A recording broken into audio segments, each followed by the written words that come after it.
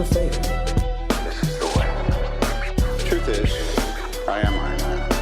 Tells me when you'll remember. Happy New Year and hello critics, non-critics, and friends. Welcome to the Film Optix podcast, where we take a glance into blockbusters, indie films, and everything in between.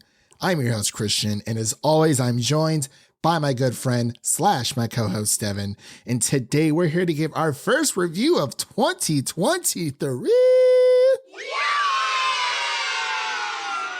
Very excited. We made it another year here on this beautiful place we call home. But today we're going to be starting off 2023 with a doozy of a film that is called M3GAN, or yeah, I guess it's just M3GAN. Excuse me, M3GAN? M3GAN. But it actually it's like an acronym for something, which we will get to. But we will be giving our spoiler-free and /spoiler thoughts and insights on M3GAN here today. We're going to be getting into our spoiler-free section first, then we'll get into our spoilers. And we'll let you guys know once you hear this bad boy. Once we get into spoilers, but not just yet, so it's all good. You know, we're still getting through the intro, but before we begin today's episode, you can listen to our podcast on podcast platforms around the internet. That includes Apple Podcasts, Spotify, Google Podcasts, and more.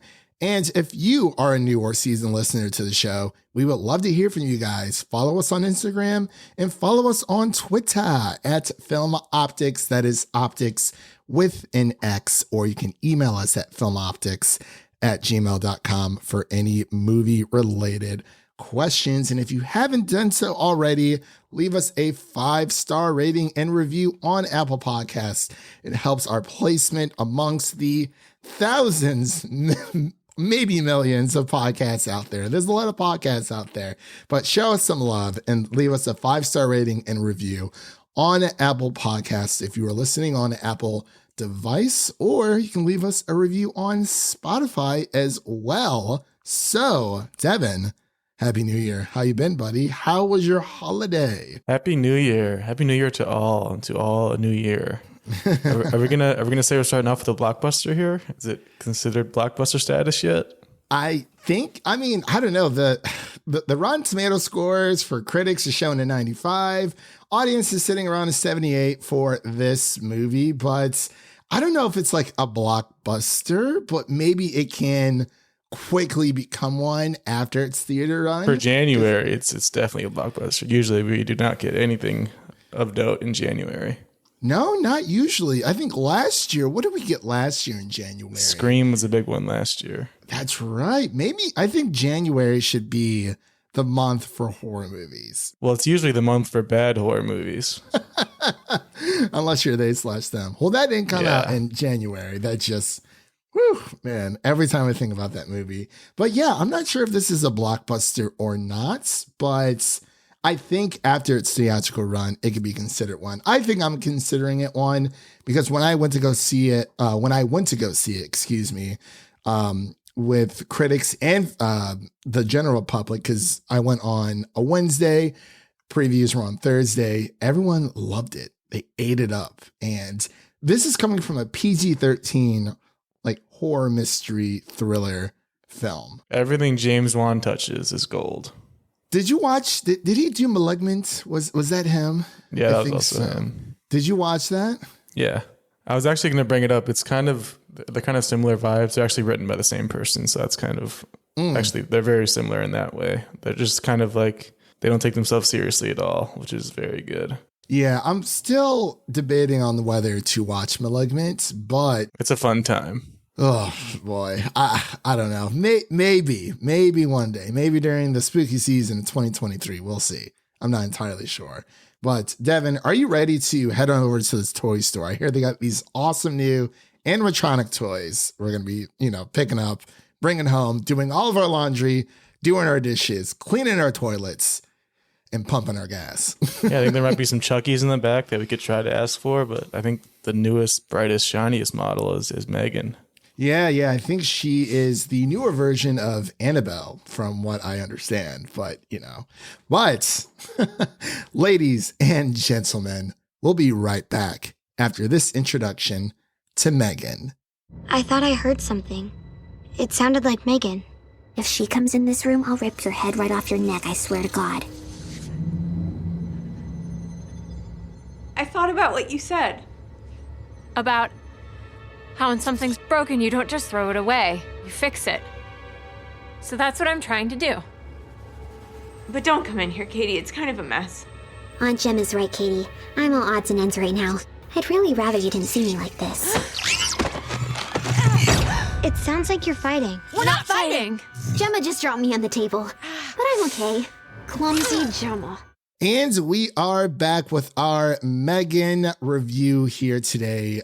This film is directed by Gerard Johnstone. Now that's a name. Gerard Johnstone. He's a New Zealander. Oh, I can't really do New Zealand. This movie was actually shot in New Zealand, surprisingly. That's why it kind of looks a little different than what we're used to.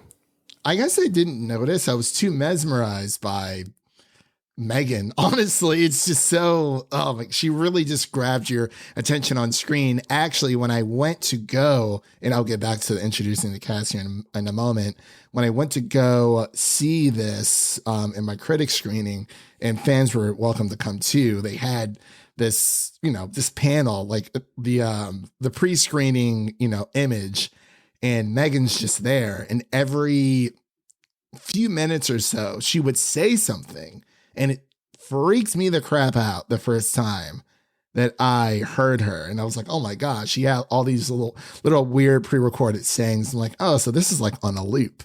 But I thought that was just freaky. But the writers of this movie includes Akela Cooper and, of course, James Wan, which is the story is by, and stars Allison Williams, Violet McGraw, and Amie Donald. And the story is as follows. A robotics engineer at a toy company builds a lifelike doll that begins to take on a life of its own. Dun, dun, dun. We gotta sound the alarm.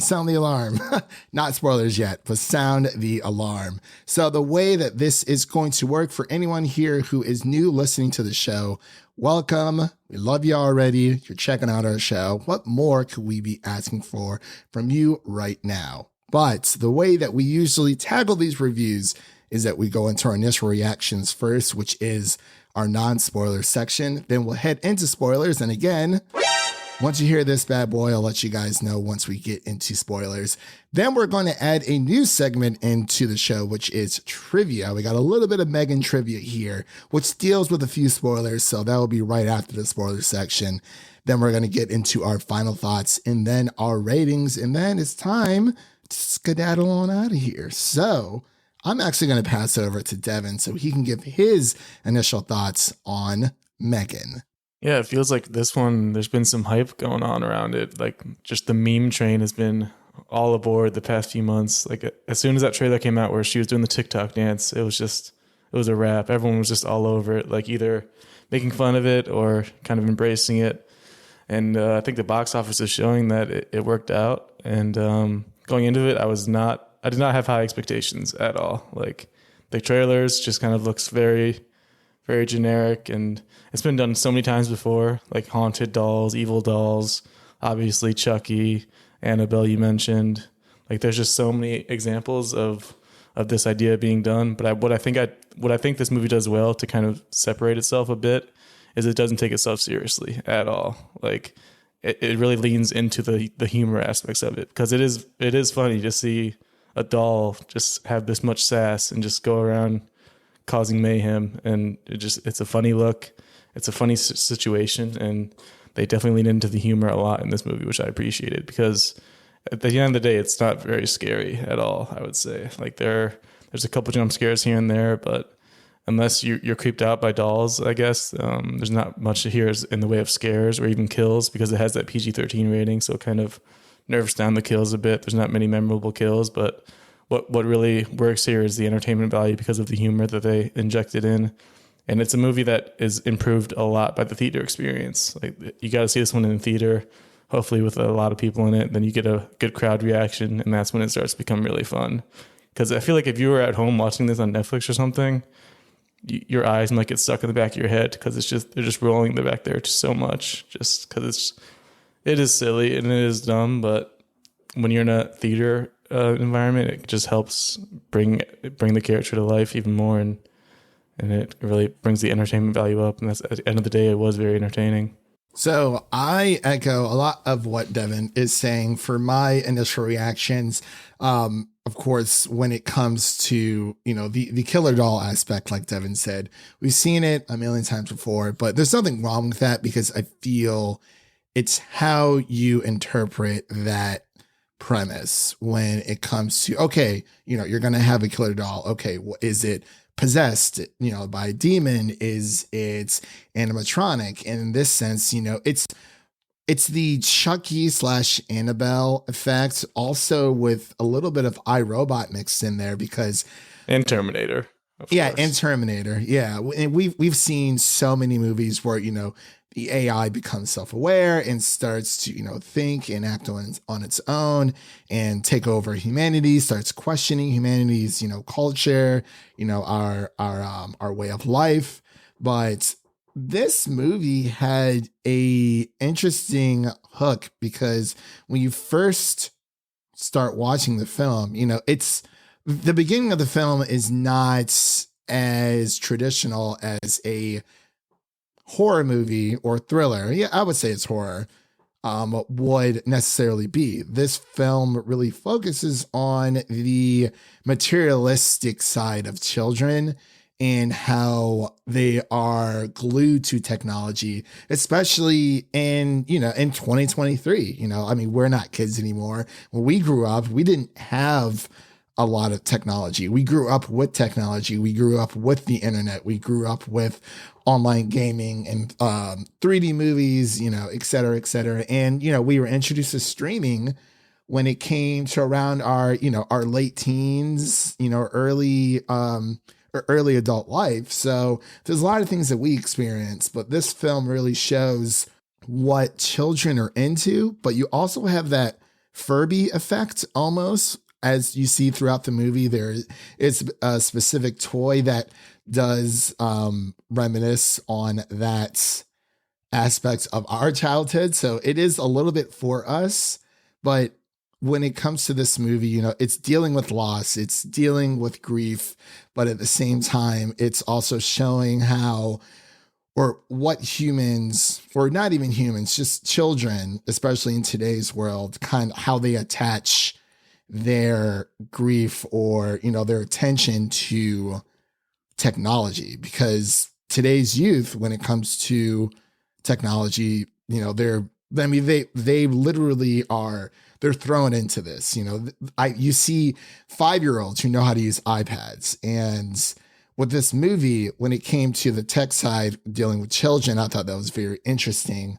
But as a horror movie, I think it works just as well because M3GAN creeped me the heck out, but she did such a great job. I believe Amie Donald is the actress who plays, no, I was going to say Annabelle, excuse me. She is the one who plays M3GAN. Yeah, she does like the choreography and stuff. And then there's Jenna Davis who does the voice. Right.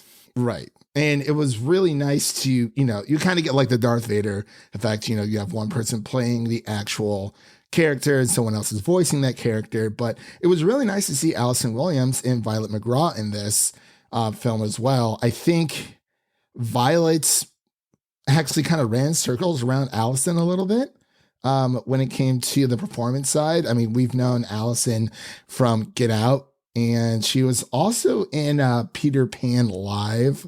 Not sure if you actually saw that or not, but those are just a few things. I would say mostly her, and she was also actually in Simpsons as well, and Mindy Project. But I would say most recently, people might recognize Allison Williams from Get Out. And then you have Violet McGraw, who plays in Haunting of Hill House. And she's also in Ready Player One. But, Violet is she's still a baby. She's super, super young. I was looking at her profile on IMDb, and they have a very outdated picture of her it looks like she was like maybe 5 or 6, which I think is kind of funny. But I think Violet brought a certain performance to this where we don't really see how children grieve when it comes to loss or, losing family members, and how people around her age are supposed to attach themselves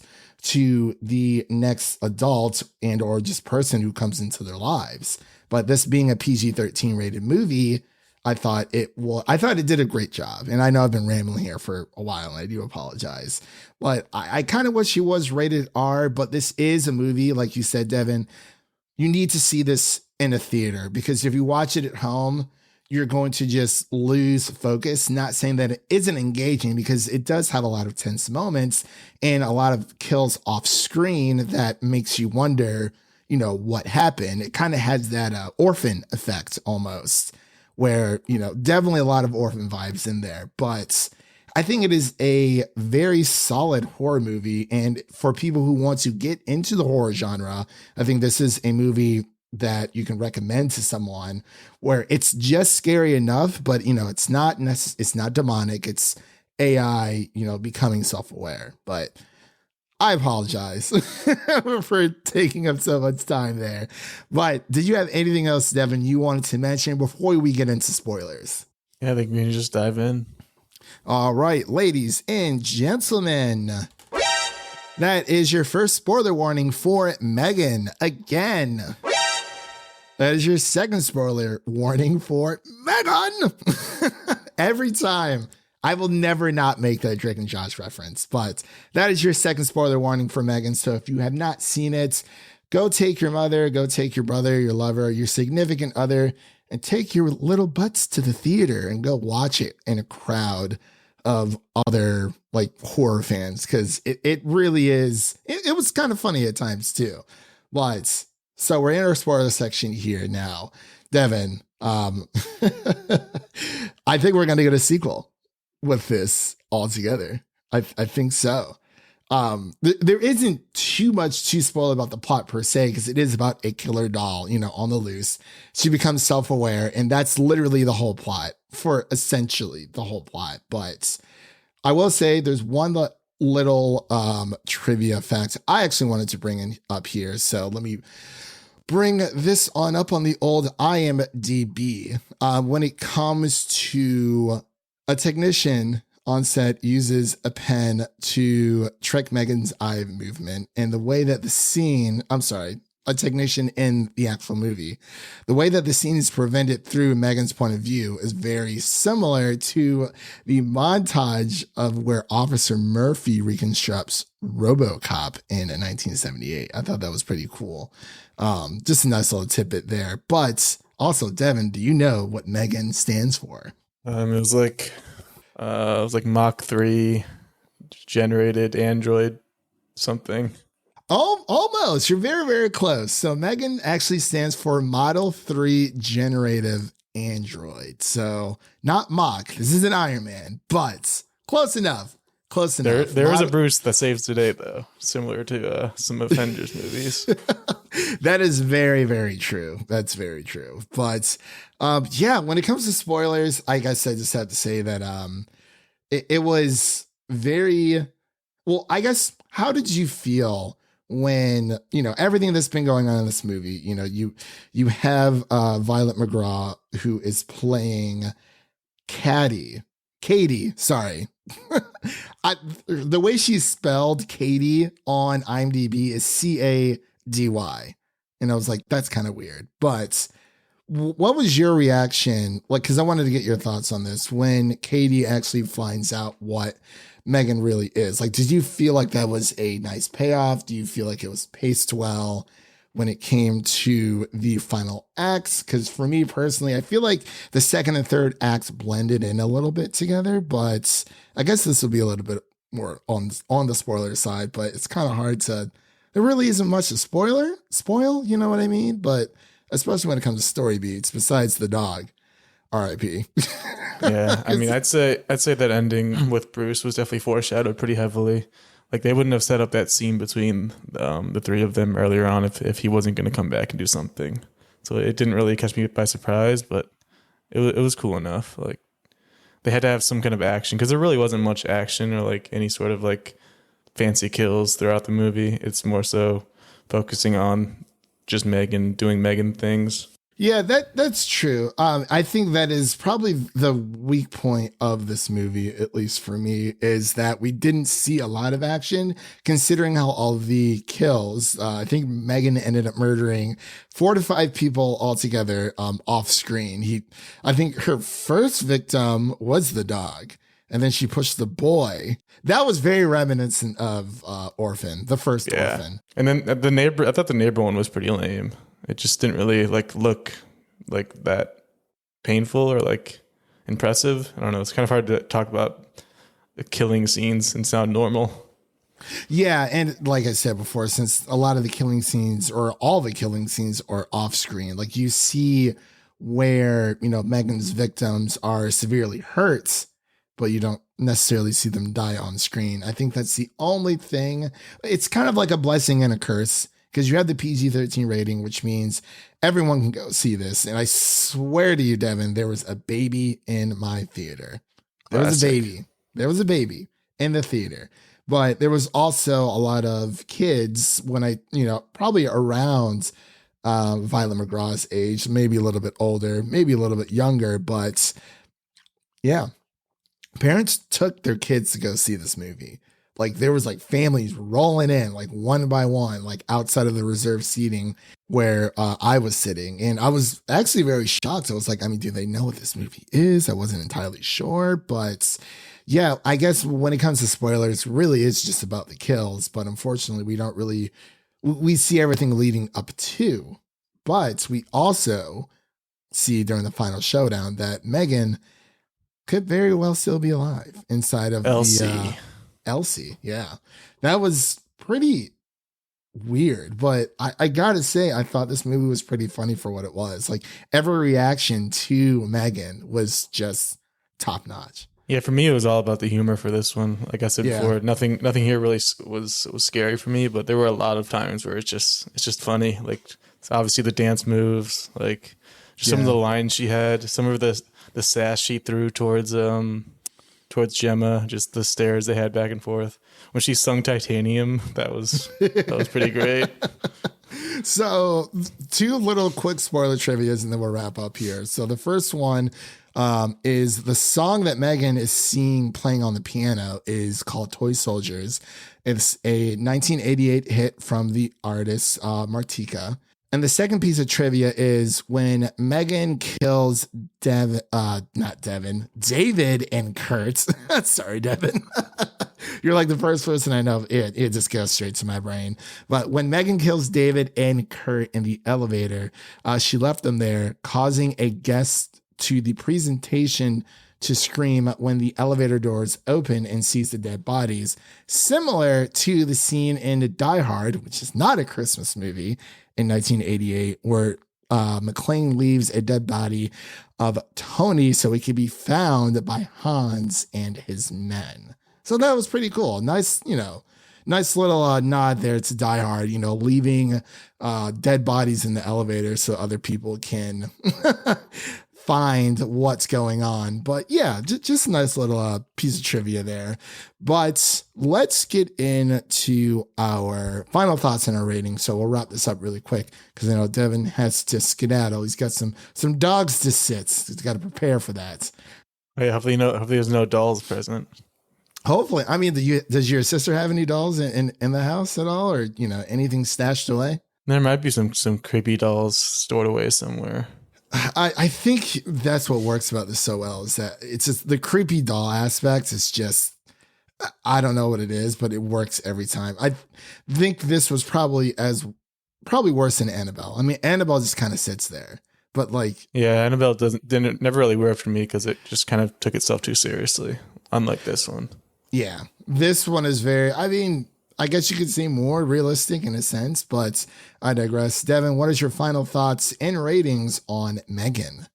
Like I said in the beginning, James Wan just does not miss. He's kind of becoming just the godfather of horror at this point because he has so many movies that have series and sequels and spin-offs, and they just all are hits for the most part.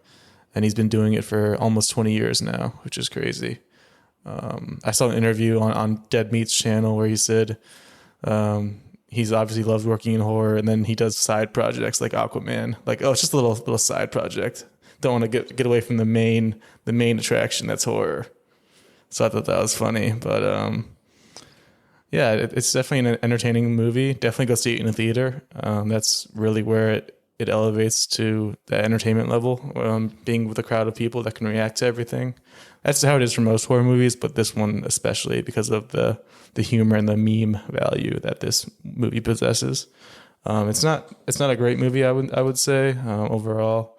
There definitely is some issues. It's exactly what you'd expect if you see the trailer. Like, that's what it is. It's a creepy doll doing silly things. But I think it works for the most part overall. And I'd probably give it like a 66 overall. There's definitely some issues, and it definitely didn't scare me at all, but the humor definitely saves it. Okay. Yeah, I would agree with you there when it comes to, obviously, this is our first coverage or first review of the new year, which is 2023. But I would say for our first review of the new year, I would say it's off to a good start. When it comes to this movie, I think it's a perfect movie to follow up, whatever your last movie that you watched in 2022 is. If the last thing you saw was Avatar, that is a 3-hour grand adventure, that is dealing with a lot of suggestive themes, and, you have the whole ecosystem situation going on with Pandora. But I feel like for M3GAN, for a January 2023 release, I think this is a perfect time to place a movie like this. I think it's a great start for anyone who wants to, start off 2023 right when it comes to any of our film friends on Twitter, or just any movie buff altogether, or if you're just a horror fan. For some reason nowadays, January screams horror. But we haven't seen a lot of great January releases. Maybe, obviously last year we saw Scream, but I can't remember what it was the year before that. 2020, right before the pandemic. I can't remember what was out, but generally you would associate like January with just like a random movie's just thrown in there. But I think in order for people to get their eyes on this, Universal, Blumhouse wanted people to watch this. You put this in a January release where nothing else is out. I mean, there's a few things out on streaming, but it's the only real first start to, the new year. And it's like, this is where people are going to get, put all their eyes onto it. And I mean, with 134 reviews on Rotten Tomatoes, it's at a 95%. Audience score sitting around a 78. For my score altogether, it would be probably just like a solid 80. Like, I really did enjoy this. I would absolutely watch this again with some friends who haven't seen it, just to see a few of their reactions. I don't know if I watch it by myself. I don't know if I pick it up on a physical media, but it is something that I would definitely watch with a group of people, even around Halloween time. So that concludes our review of M3GAN here on the Film Optix podcast. Again, thank you guys so much for sticking with us. Thank you guys to all the amazing listeners out there. I can't remember if we did this in our last Puss in Boots review, but just wanted to thank everybody for supporting us and, giving us pointers and just, supporting everything that we do so we can give you guys all this amazing content and, all these amazing episodes. We love movies. We love TV. We love the way that they make us feel, whether it be good or bad. Sometimes it's pretty funny, but overall, it's always a good time. So what's coming up next on the podcast, really quick for what's coming up on this show. You can look forward to our Last of Us series weekly review. We're going to be covering that on a weekly basis, as well as Velma. We'll be covering that around February once the series has completed. I've already watched about 8 of the episodes so far. thanks to HBO. And I got to say, it is very, very good. Very excited to talk about that here on the show. And we might actually be doing some of that 90s show coverage with myself and Amanda, aka AMX NDA Reviews, and many, many more to come, because this is going to be a crazy, crazy year. But if you like what you heard on today's episode, please subscribe to our podcast on your favorite podcast platform of choice, and make sure to share an episode of our podcast with a friend, whether it be your mother, your brother, or your significant other. Make sure to share an episode of the Film Optix podcast with a movie lover in need. And with all that said, that is a wrap for today. Thank you all for listening. And if you enjoy the show, leave us a 5-star rating and review on Apple Podcasts and Spotify, and follow us on Twitter and Instagram to stay in the know. I'm your host, Christian, and that was Devin, and we'll see you guys in the next one. And Happy New Year. Peace.